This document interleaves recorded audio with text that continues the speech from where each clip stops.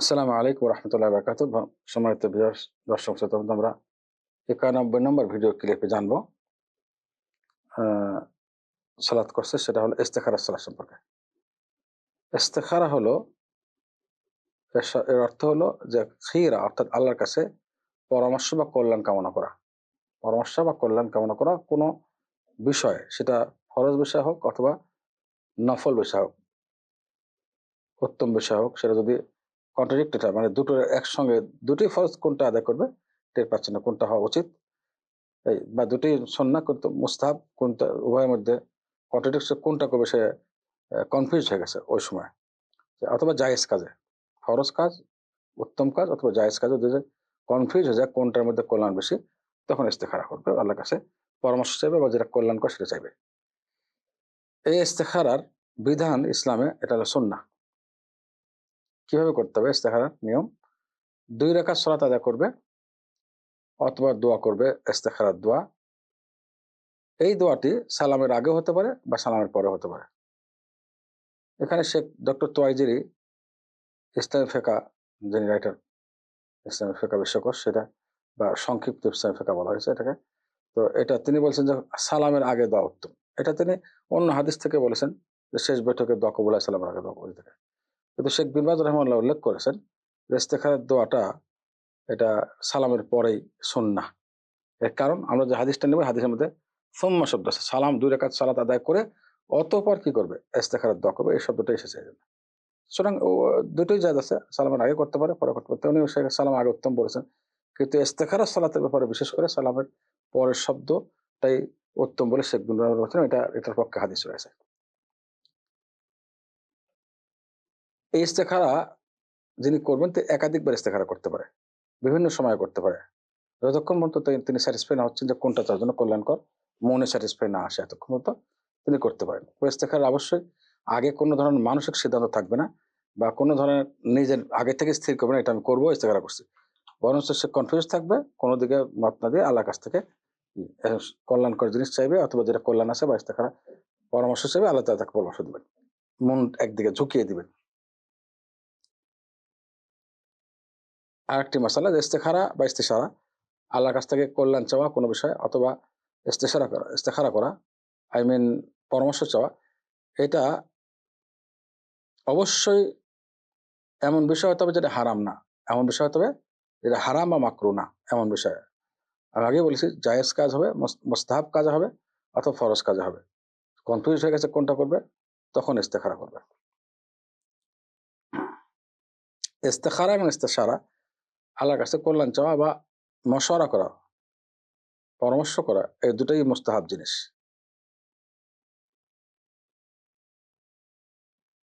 ওই বান্দা, যে বান্দা আল্লাহর সঙ্গে মশওয়ারা করবে, আল্লাহর কাছ থেকে কল্যাণ চাবে কোনো বিষয়ে, অথবা আল্লাহর কাছ থেকে পরামর্শ চাবে, সেই বান্দা কখনো লজ্জিত হবে না। এটা একটা মশালা ইস্তেখারার ফায়দা। ইস্তেখারা বা ইস্তেশারা, আল্লাহর কাছে পরামর্শ চাওয়া বা আল্লাহর কাছে কল্যাণ চাওয়া, এই আমল দ্বারা বান্দা কখনো লজ্জিত হবে না তার আমলে, যে এটা করে করে ইনশাল্লাহ এমন আল্লাহ তাআলা এমন কাজের তৌফিক দিবেন যে তার দ্বারা সে কখনো লজ্জিত হবে না, কল্যাণকারী হবে ইনশাল্লাহ। আল্লাহ তাআলা এই ব্যাপারে ইস্তেশারা করতে, আল্লাহর সঙ্গে পরামর্শ করতে বলেছেন, ওয়াশাবিরহুম ফিল আমর। আল্লাহ তাআলা পরামর্শ করার আদেশ করেছেন, আল্লাহ তাআলার সঙ্গে না। আহ, আমি আবার একটু কারেকশন করি, যে ব্যক্তি আল্লাহর সঙ্গে ইস্তেখারা করবে, অর্থাৎ আই মিন কল্যাণ চাইবে, এবং মাখলুকের সঙ্গে, বান্দার সঙ্গে মশওয়ারা করবে, পরামর্শ চাইবে, সে ব্যক্তি কখনো লজ্জিত হবে না। তো বান্দার সঙ্গে পরামর্শ করার ব্যাপারে আল্লাহ তাআলা আদেশ করেছেন। সূরা আল ইমরান 159 নম্বরে আল্লাহ তাআলা বলেন, ওয়াশাবিরহুম ফিল আমর, ওয়াশাবিরহুম ফিল আমর। তো তাদের সঙ্গে, ফাইদা আযামতা ফাতাওয়াক্কাল আল্লাহ, আপনি তাদের সঙ্গে অর্থাৎ সাহাবাদের সঙ্গে পরামর্শ করুন। আর কোনো ব্যাপারে আপনি যদি কনফার্ম হয়ে যান, তখন আল্লাহর উপর ভরসা করেন। ভরসা আল্লাহ, কনফার্ম হওয়ার পরে ভরসা একমাত্র আল্লাহর উপরে। ইস্তেখারা কিভাবে করবে, এটা ইস্তেখারার নিয়মটা বলে দিচ্ছে। জাবের রাদিয়াল্লাহু তাআলা থেকে বর্ণিত, মহানবী সাল্লাল্লাহু আলাইহি ওয়াসাল্লাম সম্পর্কে বলেন যে আমাদেরকে মহানবী সাল্লাল্লাহু আলাইহি ওয়াসাল্লাম যেভাবে কোরআনের সূরা শিক্ষা দিতেন, এভাবে ইস্তেখারা শিখাচ্ছেন। প্রত্যেক কাজে আল্লাহর সঙ্গে পরামর্শ করার বিষয়টা শিক্ষা দিয়েছেন। আহ এরপর তিনি হাদিস বর্ণনা করেন যে আল্লাহ রাসূল সাল্লাল্লাহু আলাইহি ওয়াসাল্লাম বলেন, যখন তোমাদের কোনো বিষয়ে টেনশন হবে কোনটা করবে, তোমরা কনফিউজ হয়ে যাবে, তখন তোমরা 2 রাকাত সালাত আদায় করবে ফরজ ছাড়া, অর্থাৎ নফল ছাড়া, অথবা এই দোয়া পড়বে যে আল্লাহ, আপনার এলমে আমি আপনার কাছে ইস্তেখারা করছি, তো কল্যাণ কামনা করছি। এবং ভাগ্যে যেটা ভালো আছে সেটার ফায়সালা আমার জন্য করে দিন আপনার আপনার কুদরতের মাধ্যমে। এবং আপনার কাছে আপনার মহান ফজিলত কামনা করছি। আপনি শক্তিশালী, আপনি শক্তিমান। আমি আমার কোনো শক্তি নেই এবং আপনি জানেন আমি জানি না। আপনি গায়েবের ইলম আপনার কাছে আছে, অদৃশ্যের ইলম। হে আল্লাহ, যদি আপনি জানেন যে এই বিষয়ে আমার জন্য কল্যাণ আছে আমার দিন এবং দুনিয়াতে, এবং আমার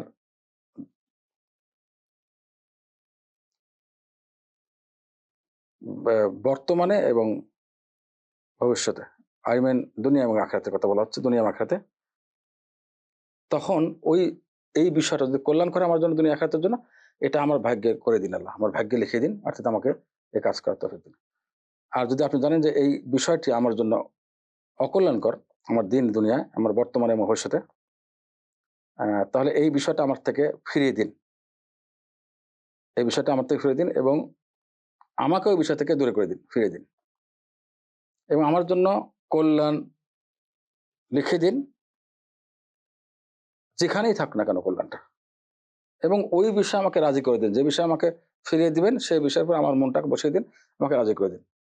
অথবা এই ব্যক্তি এই দোয়া করার পরে কোন বিষয়ে আল্লাহর কাছে চাচ্ছে কল্যাণ, বিষয়টার নাম নিবে। সেটা বিবাহের বিষয় হতে পারে, যেকোনো ব্যবসায়ের ব্যাপারে, লেনদেনের বিষয় হতে পারে, সেটা নাম নেবে। এই হাদিস সহিহ বুখারীর ৬৩৮২ নম্বর। এটা ইস্তেখারার দোয়া। এখানে একটা বিষয় আমি বলেই দিই। তো যে ইস্তেখারার নিয়ম এখানে বলা হলো, এখানে এই দোয়াটি আপনারা আরবিতে অর্থ জানলে ভালো আরবিতে পড়বেন, আর না হলে বাংলা অর্থ পড়বেন। এই ইস্তেখারার দোয়া বলে ইন্টারনেটে এভেলেবল। তবে সহিহ বুখারী হাদিসটি কনফার্ম করে নিবেন। হাদিস বিশুদ্ধ হাদিসটা নিবেন এবং গ্রহণযোগ্য অ্যাপস থেকে নিবেন। আ বাংলা হাদিসের অ্যাপসটা ভালো, আমি দেখেছি। তো ওখান থেকে নিতে পারেন। তো বাংলা দিয়ে দোয়া আপনি, তবে এতটুকু বলবো, যদি আপনি বাংলায় দোয়া করতে চান, নামাজ পড়ে ২ রাকাত সালাম ফিরে, এখানে দেখুন এই যে আমি একটু আগে বলেছিলাম যে ২ রাকাত নামাজ পড়বে, অতঃপর সে দোয়া করবে। তো অতঃপর শব্দ মানে নামাজ সালাত আদায় করার পরে, ২ রাকাত সালাত আদায় করার পরে দোয়াটা করবে, সালাম ফেরানোর পরে। এটা এখান থেকে বোঝা যাচ্ছে। এজন্য শেখ বিন বাজ রাহিমাহুল্লাহ সালাম ফেরানোর পরে এটা সুন্নত বলেছেন। তো যদিও শেখ তুয়াইজিরি এটা দোয়া সালামের আগে মুস্তাহাব বলেছে, ওটা দোয়া কবুলের স্থান। কিন্তু ইস্তেখারের ব্যাপারে মুস্তাহাব হলো সালাম ফেরানোর পরে, এটাই সুস্পষ্ট হাদিস থেকে পাওয়া যাচ্ছে। তো আমি আগেই বলেছি যে এইখানে ইস্তেখারাতে মন আপনার ঝুঁকে যাবে। কিছু দেখা, স্বপ্ন দেখা, এগুলো জরুরি না। আপনার মনটি ওই দিকে ঝুঁকে যাবে। ইস্তেখারা করলে আল্লাহ আপনার কল্যাণকর বিষয় আপনার মনটাকে ঝুঁকিয়ে দেবেন, বা আমাদের মনকে ঝুঁকিয়ে দেবেন। আল্লাহ তাআলা আমাদের সবাইকে সঠিক দিন যেন আমল করে এবং তৌফিক দান করুন, এবং সমস্ত ক্ষেত্রে সার্বিক কাজে আমাদেরকে আল্লাহ তাআলা সুন্নত অনুযায়ী আমল করার তৌফিক দান করুন, সুন্নতের পথে চলার তৌফিক দান করুন। আমাদের জীবনটা সুন্নতময় করে দিন। আমিন। আসসালামু আলাইকুম ওয়া রাহমাতুল্লাহি ওয়া বারাকাতুহু।